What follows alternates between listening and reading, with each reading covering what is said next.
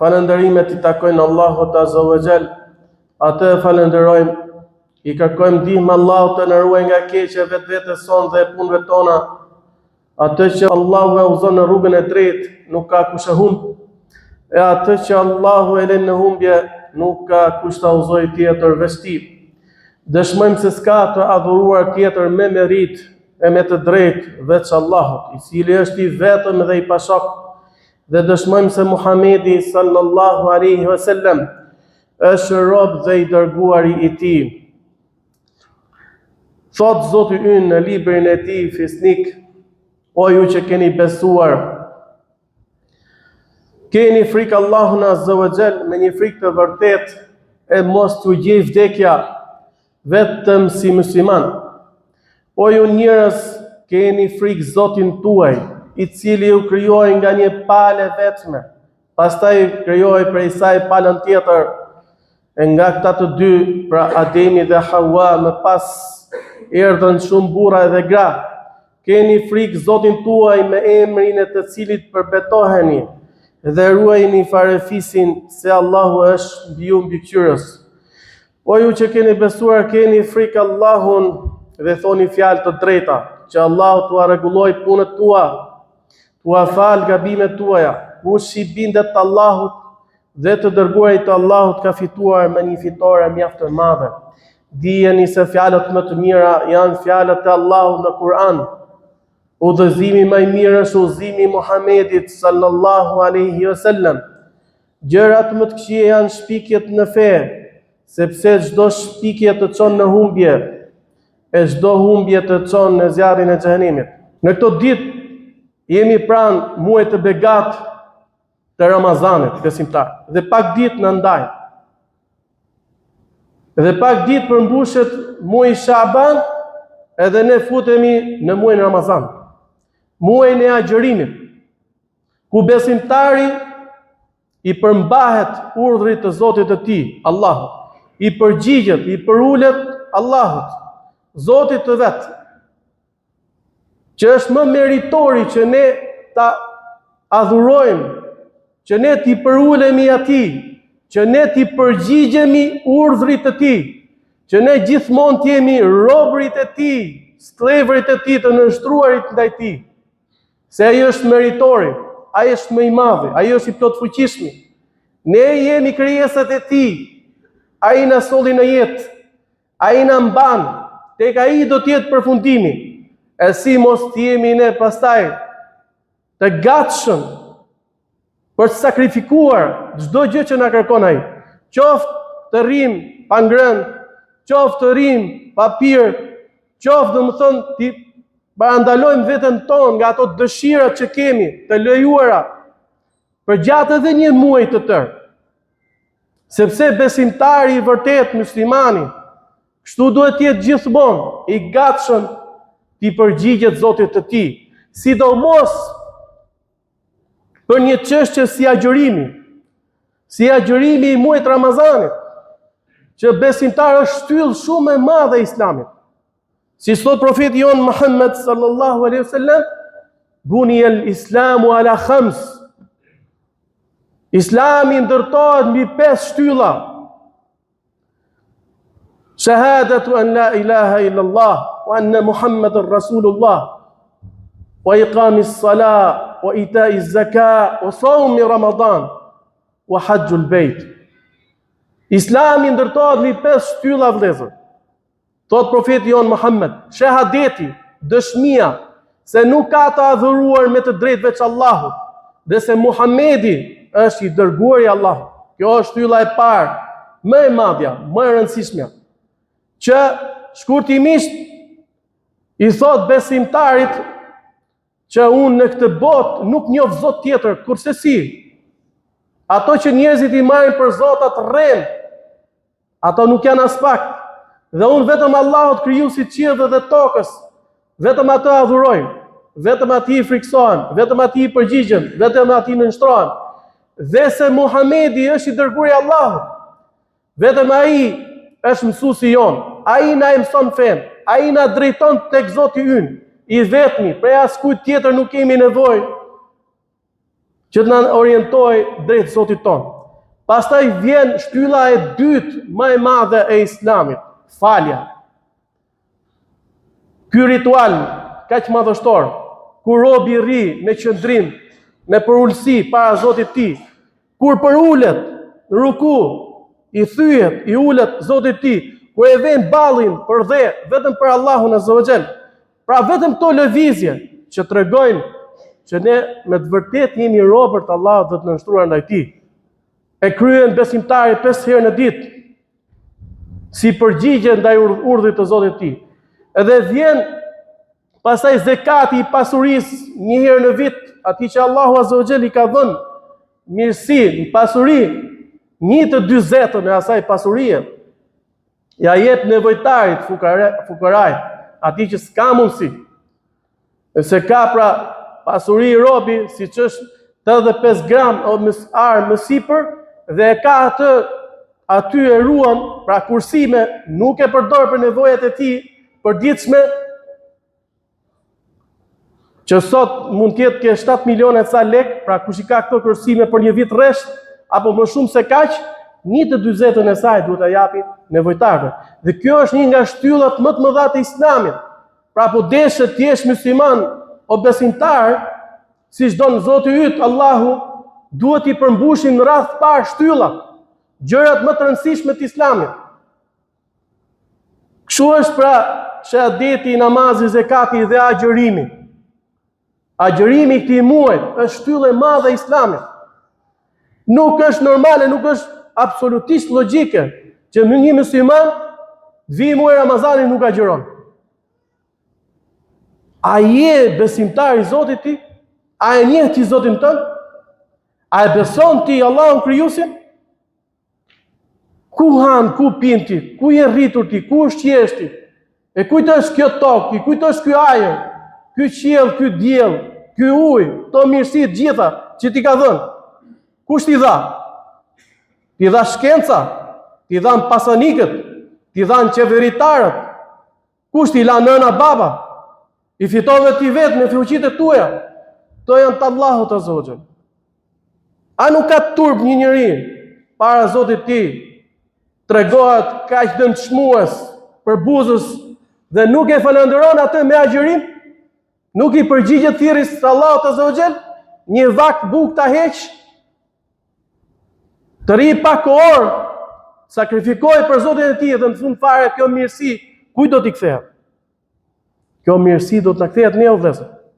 Prandaj desha të ndalem pak në këtë hutbë me disa nga mirësitë e mëdha të Ramazanit. Jo se nuk jemi të bindur ne si besimtar që Ramazani për ne është mirësi e madhe, po që ta ndjejmë akoma më shumë. T'ia përcjellim dhe të tjerëve që nuk e dinë. Imagjinoni si thot Allahu Azza wa Jall në hadithin Qudsi, çdo punë e birit Ademit, kullu amalin ibni Adem lah illa as-sawm, fa innahu li wa ana ajzi bih. Çdo punë e birit Ademit, thot është për të, përveç agjërimit. Ai është për mua, thot Allah, dhe unë shpërblej për të. Pastaj njëjt me këtë fjalë, siç ka thënë në një transmetim tjetër, çdo punë e birit Ademit shumë fishohet. Pra, shpërblimi i saj nga ana e Allahut Azza wa Jall shumë fishohet. Ku një e mirë, një vepër e mirë, një sevap që themi ne, se sevap do të thonë një shpërblim për veprën e mirë që bën ti, është sa për 10, pra 10 fish. Madje Allahu dikujt mund t'ia çojë në 700 fish apo më shumë. Kurse përveç agjërimit, thot Allahu, agjërimi është për mua dhe unë shpërblej për të. Pra agjërimi po tregon Zoti ynë Allahu Azza wa Jall që është një punë e veçantë, është vepër e veçantë. Pse? Çdo punë të birit Ademit është për veten e tij, do të thotë që njerëzit kur bëjnë vepër, kur falen, e shohin të tjerët. Edhe kur jep zekat apo sadaka, e shohin të tjerët. Kur bën ndonjë vepër bamirësie, ndihmon dikën, e shohin të tjerët. Ama kur bën agjërimin, personi nuk e di kush përveç Allahut sa është agjërueshëm vërtet apo s'është. Ai mund duket si agjërueshëm, por mund haj diçka fshetas ose pi. Aman realisht agjëruesi nuk e bën të. Pra sepse është një lloj adhurimi që vetëm ai dhe Zoti. Pra kjo tregon vlerën e madhe që ka agjërimi, sepse besimtari ja bën atë për Zotin, prandaj thot Zoti ynë, aq vetëm agjërimi, ai është për mua dhe unë shpërblej për të. Domethënë, shpërblej në një mënyrë që nuk shpërblej asnjë lloj vepre tjetër. Shikojeni besimtar se çfarë vlere të madhe ka agjërimi. Si mund neglizhojmë ne nga një adhurim i tillë që ka këtë shpërblim. E dyta, agjërimi është nga punët më të mira tek Zoti ynë, më të vlerësuara nga Allahu Azza wa Jall. Profetin ton Muhammed sallallahu alaihi wasallam, sikurse shpesh herë pyesin shokët e tij besimtarë, sepse ai ja mësonte fenë Allahut Azza wa Jall, i thash, oj dërguari i Allahut, më tregon një punë që të më bëj dobi tek Allahu. Pra, një punë nga punët më të mira, një vepër nga veprat më të mira. Edhe ky sahabiu, pra Ebi Umama al-Bahili, i thot profeti Muhammed sallallahu alaihi wasallam atij, "Alejka bis-sawm, fa innahu la mithla lahu." Thot ti kujdesu për agjërimin ose agjëro, sepse nuk ka si agjërimi. Kur themi nuk ka si agjërim, pra nuk ka punë më të mirë dhe vepër më të lartë se agjërimi. Agjërimi besimtar është mburoj, të mbron. Thot profeti jon sallallahu alaihi wasallam, "As-siyamu junnatun minan nar, ka junnati ahadikum min al-qital." Agjërimi është mburoj ndaj zjarrit të xhenemit, ashtu sikurse është mburoja e dikujt prej jush në luftë, pra që ai mbrohet me të. Pra siç ka qenë përpara mbrohet me të. Kështu edhe agjërimi. Agjërimi e mbron shumë robin, pra kur ti agjëron, shpëton nga zjarri i xhenemit. Kur ti agjëron, ti ruhesh ose edukon veten tënde nga shumë vepra të këqija, mbrohesh nga epshet apo dëshirat e kota, nga veprimet e ndaluara, nga veprat që zemërojnë Allahun Azza wa Jall, sepse agjërimi të disiplinon, agjërimi të frenon dhe të edukon. Me agjërimin besimtari arrin të marrë shpërblimin e durimit. Durimi i besimtar që dietarët kanë thënë është disa nivele, ose është disa llojesh. Agjërimi në bindje ndaj Allahut, agjërimi kundërshtimit apo gjunaheve që bën robi ndaj Allahut, dhe agjërimi nga kaderi apo gjërat që i ndodhin, vështirësitë që i vijnë në jetën e tij. Këto tre lloj durimesh i fiton besimtari me agjërimin. Sepse vëllezër, ne kur bëjmë një ibadet, kërkon kjo durim. Kur falemi, don durim. Kur agjërojmë, do të jetë i durueshëm robi. Por edhe kur i vijnë vështirësitë, edhe kur është para ndonjë vepre të ndaluar, duhet të ketë durim robi. Kurse në agjërim pra realizohen të trija. Pse? E para, agjërimi është një bindje. Dhe nga bindjet më të mëdha ndaj Allahut Azza wa Jall dhe kërkon durim. Dhe e dyta, robi frenohet nga dëshirat, nga ngrënia e ushqimit, nga pija, nga marrëdhëniet bashkëtorë e të tjera gjërat, frenohet dhe ky është durim, edhe është vlerësohet shumë. Dhe e treta, personi gjatë agjërimit ka lodhje, ka mundim, ka uri, ka etje dhe ai bën durim.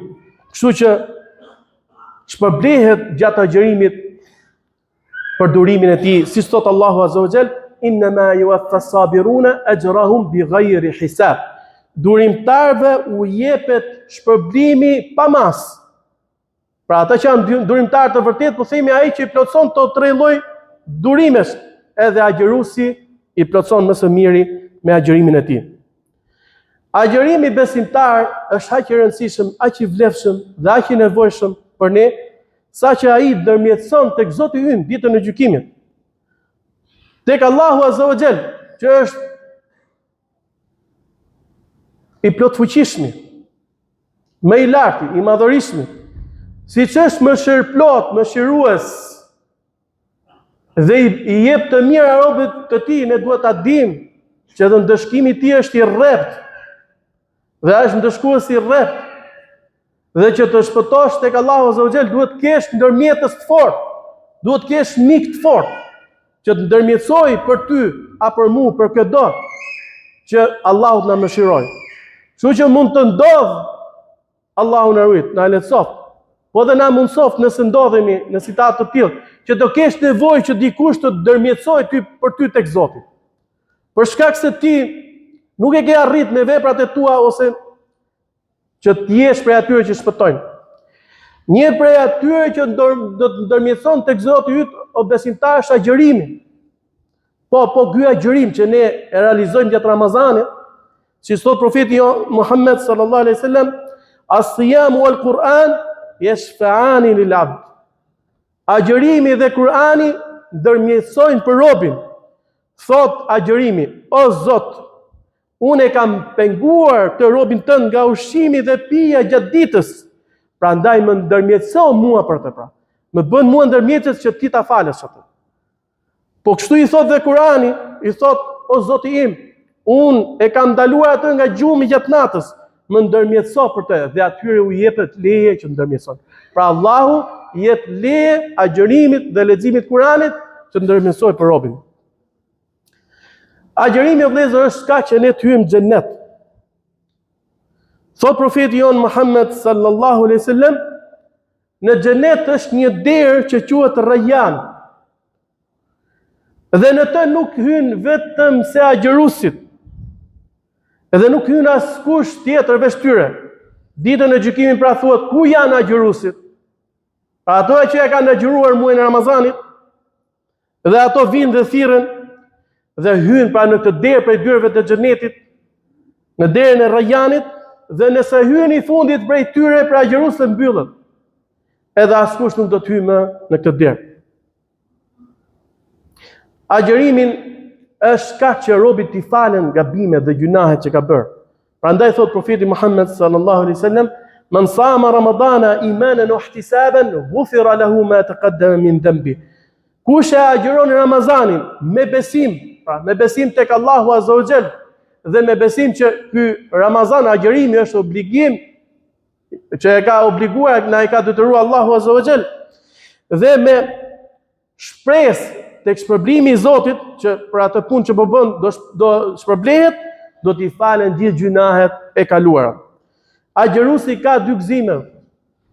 Ai gëzohet kur e çel ditën pra iftarit në darkë në akşam, pasi që ka kryer këtë ditë, gëzohet, është normale, sepse gëzohet që e realizoi këtë ditë për Zotin e tij. Pastaj gëzohet një ditë tjetër që është akoma më e rëndësishme, ditën që do takohet me Allahun Azza wa Jall, sepse gjithë njerëzit nga i pari deri tek i fundit, vëllezër, do të vi dita që do dalin para Allahut, do t'japin llogari për jetët e tyre, për punët e tyre. Ama kur të dalësh si besimtar tek Zoti yt, edhe ti ke agjëru, ti ke fal namaz, ti ke bërë shumë vepra të mira, do jesh i gëzuar, se ti ke paraqit diçka me të cilën Zoti yt kënaqet, dhe i tillë është dhe agjërimi o besimtar. Lutja e pranueshme. Shumë njerëz gjenden në vështirësi, gjenden në nevoja, edhe shpesh herë hallakaten kotën kot. Kujtojnë që do t'i morojnë punë njerëzit, shkojnë sa ndej këtej. Çfarë mundohen të gjejnë çdo lloj shkaku, çdo lloj sebeti që t'ia marrojë t'ia zgjidhë atë problem. Dhe shpesh herë fatkeqësisht harron Allahun Azza wa Jall që është më i madh. Ai që i ka dorë gjithçka. Dhe ai që është më i afër që na ndjon, kudo që të jemi ne, na ngjon thirrjen tonë dhe që përgjigjet. Ama në Ramazan përgjigja e duash është akoma më e afërt dhe më e lehtë. Prandaj thot profeti Muhammed sallallahu alaihi wasallam, 3 dua, 3 lutje janë marrin përgjigje. Lutja e agjërusit. Personi që është agjërueshëm i përgjigjet Allahu Azza wa Jall, lutja atij që është bërë zullum, padrejtësi, dhe lutja e udhëtarit.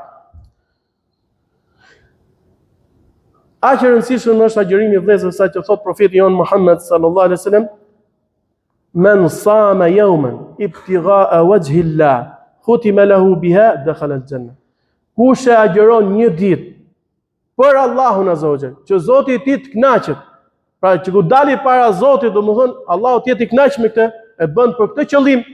Pra nuk e bën për asnjë lloj, si mund të ketë ndoshta edhe njerëz pa ditur mund ta bëjnë që të dobësohen. Allahu na rujt. Ose kjo nuk është niyeti i mirë, nuk është qëllimi i mirë. Agjërimi bëhet që ne t'i përgjigjemi thirrjes Allahut, që Zoti të kënaqet me ne, ama sa mirësi të tjera ka agjërimi, mund të jetë edhe kjo që ty të bën mirësi edhe nga ana fizike. Ajo vjen vetë, elhamdulillah. Dhe s'ka pse besimtari të ketë të lloj qëllimi, po të ketë qëllimin që Allahu të kënaqet. Pra kush e agjeron një ditë për Allahun azza wa jall dhe mbyll jetën e tij me këtë ditë, hyn në xhenet. Pa dyshim se cilit prej nesh një ditë do t'i vi vdekja. Edhe ne dim që vdekja nuk pyet o vëllezër, ti je i moshuar, je i vogël, je fëmijë, është e papritur. Allahu e din. Ne mund shpresojmë se do jetojmë shumë, siç bëjnë shumë njerëz. Po, do i kap 80, do i kap 70 e sa.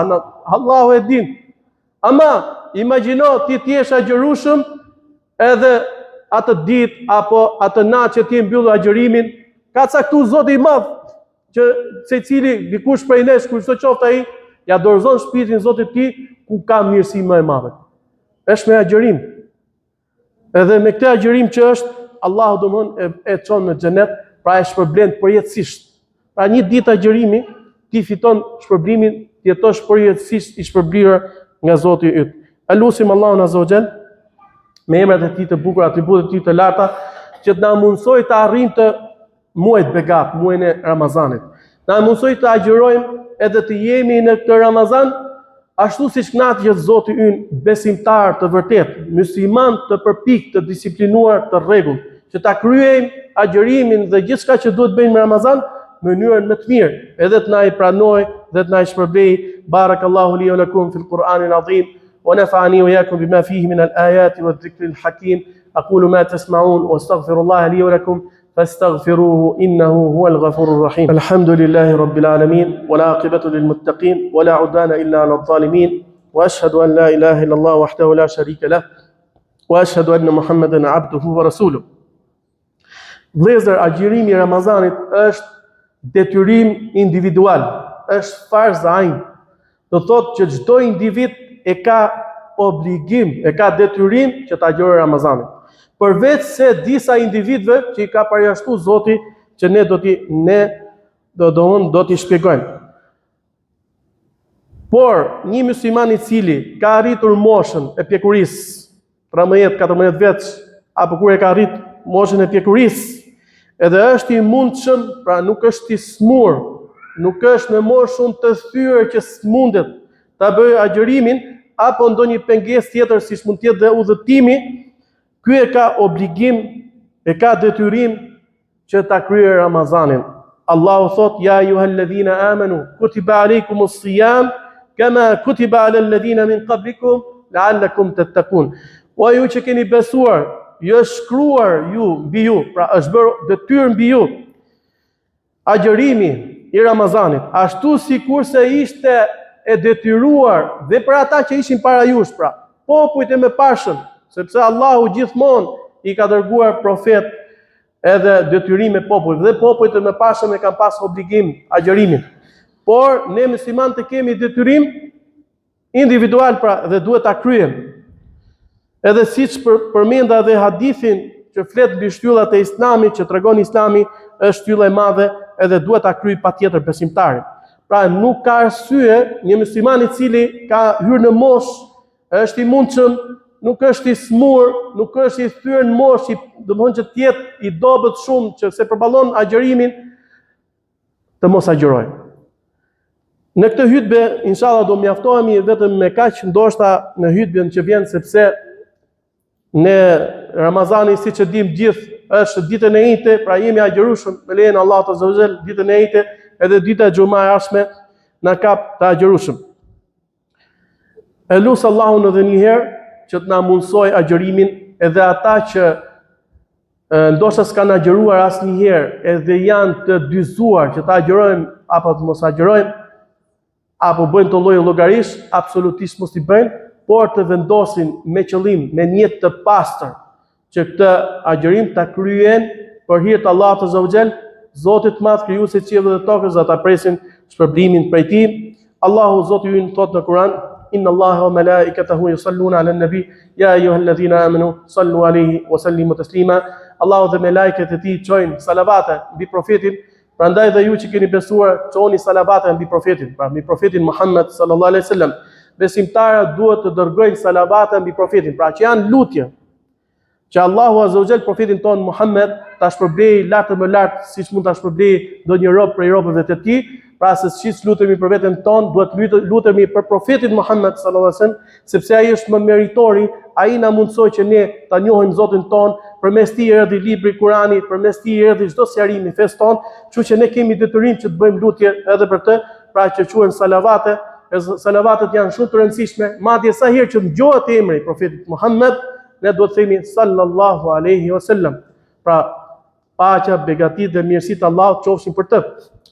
Ose mënyrën të gjatë siç ka ardhur, që është salavati më i mirë: Allahumma salli ala Muhammedin wa ala ali Muhammed kama sallaita ala Ibrahim wa ala ali Ibrahim innaka Hamidum Majid.